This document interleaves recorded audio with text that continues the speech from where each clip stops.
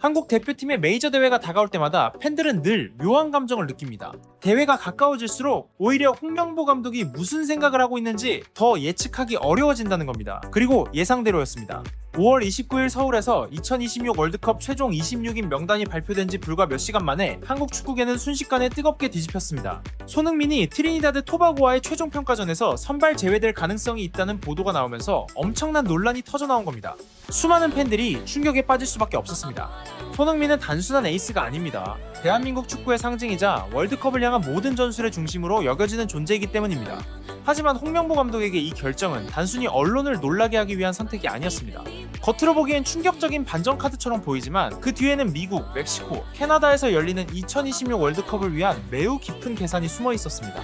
1969년생 사령탑은 누구보다 잘 알고 있습니다. 스타가 많은 팀이 가장 경계해야 하는 건 바로 의존이라는 사실을 말입니다. 그리고 어쩌면 트리니다드 토바고전은 손흥민 중심이 아닌 새로운 한국 대표팀을 처음 실험하는 무대가 될지도 모릅니다. 여론을 더 놀라게 만든 건 새로운 팀 구성 방식이었습니다.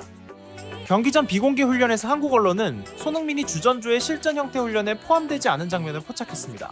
대신 이강인이 공격 전개의 중심 역할을 맡았고 황희찬과 조규성은 최전방에서 끊임없이 위치를 바꿨습니다. 수년 동안 한국 대표팀이 유지해왔던 익숙한 시스템과는 완전히 다른 구조였습니다. 홍명보 감독이 왜 지금 이 시점에 판을 흔들기 시작했는지 이해하기 어려운 일은 아닙니다.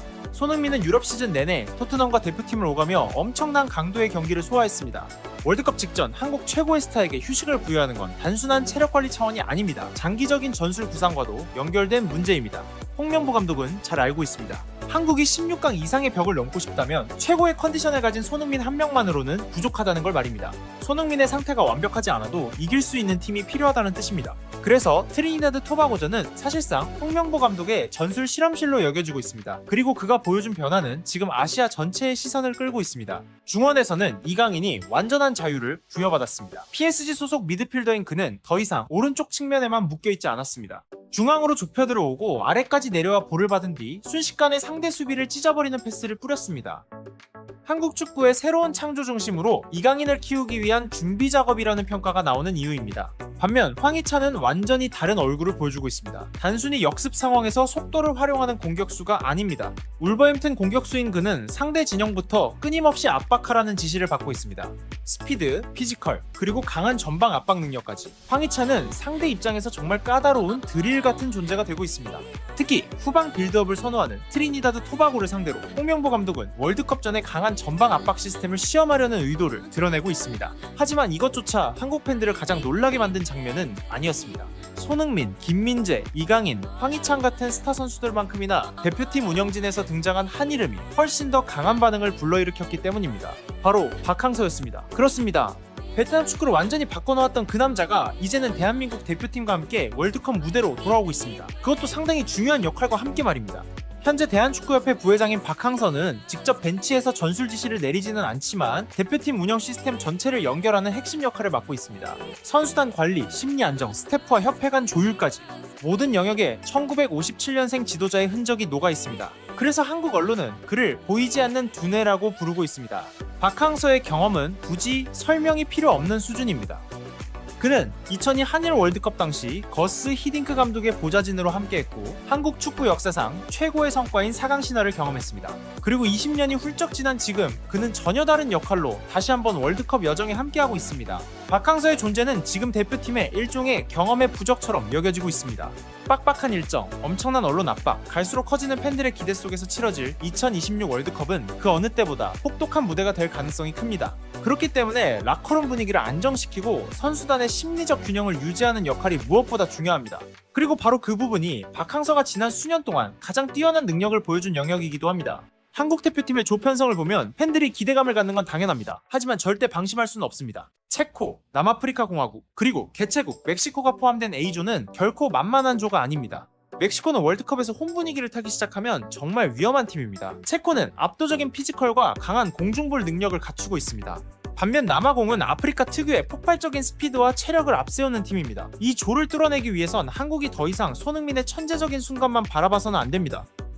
어쩌면 바로 그 이유 때문에 홍명보 감독이 지금 더 유연하고 더 다양하며 더 예측하기 어려운 대표팀을 만들려 하는지도 모릅니다. 손흥민을 평가전에서 과감하게 제외하려는 움직임 역시 주장으로서의 존재감을 무시한 게 아닙니다. 오히려 아주 분명한 메시지에 가깝습니다.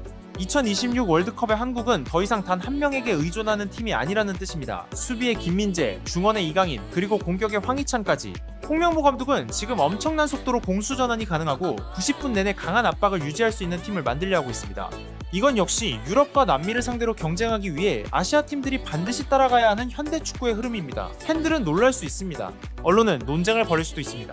하지만 홍명보 감독을 계속 지켜보다 보면 한 가지를 느끼게 됩니다. 이해하기 어려운 그의 결정들 뒤에는 항상 더 큰 그림이 숨어 있다는 사실입니다.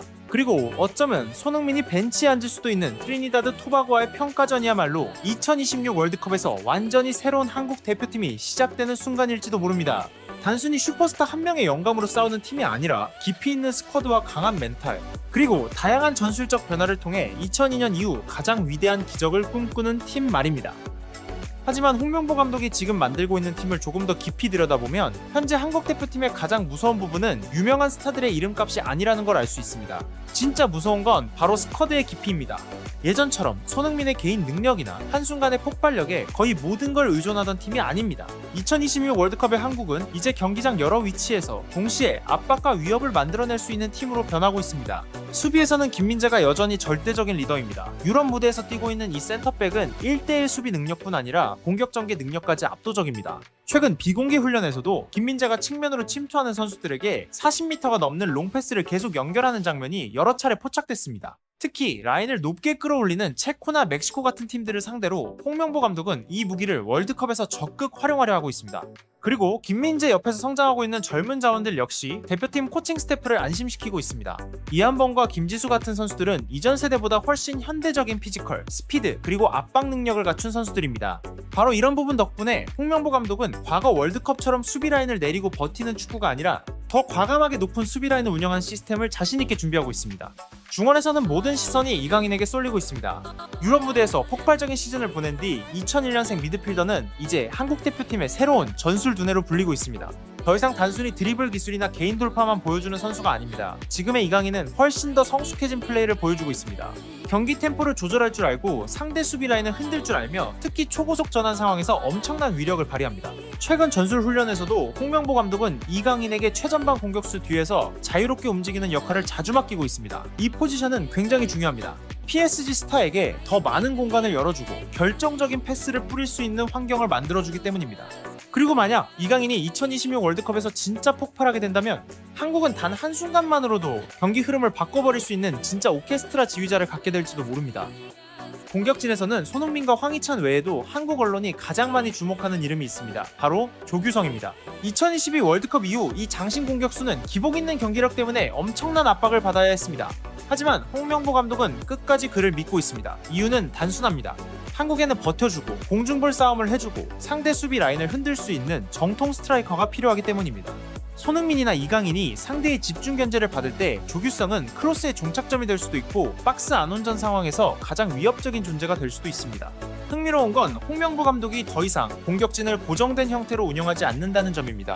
훈련 중에는 손흥민이 가짜 9번처럼 중앙으로 들어가고 이강인이 오른쪽으로 빠지며 황희찬이 세컨드 스트라이커처럼 안쪽으로 침투하는 장면도 나왔습니다. 그런데 몇 분 뒤면 전체 구조가 완전히 또 달라집니다. 바로 이런 유연함 때문에 전문가들은 현재 한국 대표팀을 2026 월드컵을 앞두고 가장 예측하기 어려운 아시아 팀 중 하나로 평가하고 있습니다. 심지어 일본 언론조차 지금의 한국이 벤투 시절보다 더 위험하다라는 평가를 내놓고 있습니다. 더 이상 하나의 고정된 시스템에 의존하지 않기 때문입니다.